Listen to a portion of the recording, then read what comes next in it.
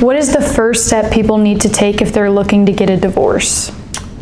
Step one is don't panic. Usually these things are going to come in a couple of scenarios. The better scenario for the client is that the spouse approaches them and says they want a divorce, which is going to be shocking in and of itself, but it's not imminent, right? There's things that can be done. You can talk to the attorney. The other version is that you get a knock on the door, you answer the door, and you get served with divorce papers. So that is shocking. So it's easy for me to say don't panic, but in reality, you've got plenty of time to deal with this. Deal with the emotional aspect of it first. Take it all in, sleep on it, etc., and then take the next step. What would the next step be? So the next step after you've settled down is to orient yourself with the financial situation. What's going on with our financials, all right? Because I'll tell you that's probably the one piece of the puzzle that's the most difficult to get after if the client's not prepared. So what does that mean? I mean, if you have access to online bank accounts, that means putting them in some kind of hard copy form, maybe digitally on a safe thumb drive that you only have access to, just in case somebody tries to change passwords or whatever. If you don't have that access or you don't have that, maybe poke around in some documents and some files, see if you can find anything in there. If all of that won't work, then the best case scenario would be to just simply write down what you do know. I know we have a joint banking account. I know we have a joint savings account. I know we have a mortgage. I know we have a Chase credit card. I know we have a Capital One credit card. Get the general gist of what you have if you don't have the details or the bank statements, and then we can work with that to start with. Do I need to hire a lawyer right away? No, you don't. And as I just said, sometimes it's better to kind of take it all in and deal with the emotional part first to try and calm your nerves and things like that. However, it would probably be a good idea to go to a consultation. You'd probably want to go talk to somebody because quite honestly, that may be the quickest way to calm your nerves and to settle the emotional part anyway. Go to somebody who knows what they're talking about, who's going to tell you, which we're going to tell you, everything's going to be okay. What if my spouse has already hired a lawyer?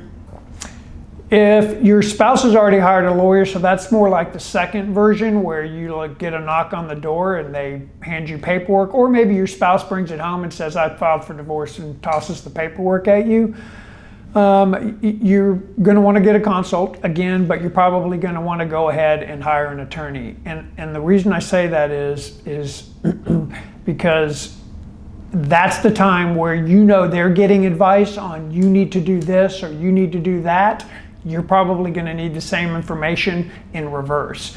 Okay, well, they may be doing this, so we need to do this. So I would say that if there's another attorney involved, then I think you just need to at least meet with and probably hire another attorney. And don't be fooled with, oh, I filed for divorce, here's the paperwork, let's just do this by agreement. That's totally fine to do it by agreement. I 100% support agreements, but don't let that be a smokescreen to really mean, here, don't you do anything for a little while so I can get my affairs in order and get all this money moved around and all these accounts shut down before you take any action. That's what you got to be careful of. What about the kids? So if there's kids involved, again, you're going to need an attorney. There's just too many complications that come with kids. I know people like to, we do agreed divorces all the time. And the one problem I have with most people's agreements is they don't know what they're doing with the kids. And it's not for a lack of understanding how to raise their kids, it's just they don't understand what's available to them in the legal process, and they don't know what they don't know. So you could think you made the best agreement with your spouse, and in reality, it's a terrible agreement, and we would flag that. That's why you need to hire an attorney. I'm not saying you can't do it agreed. Maybe we do an agreed divorce for you, but if you've got kids, there's a lot on the plate. You've got child support, you've got health insurance issues, you've got daycare issues, you've got school issues, you've got possession issues. all of those things got to be worked out, and it's probably too much for just the individual to do it. Should I be scared or nervous?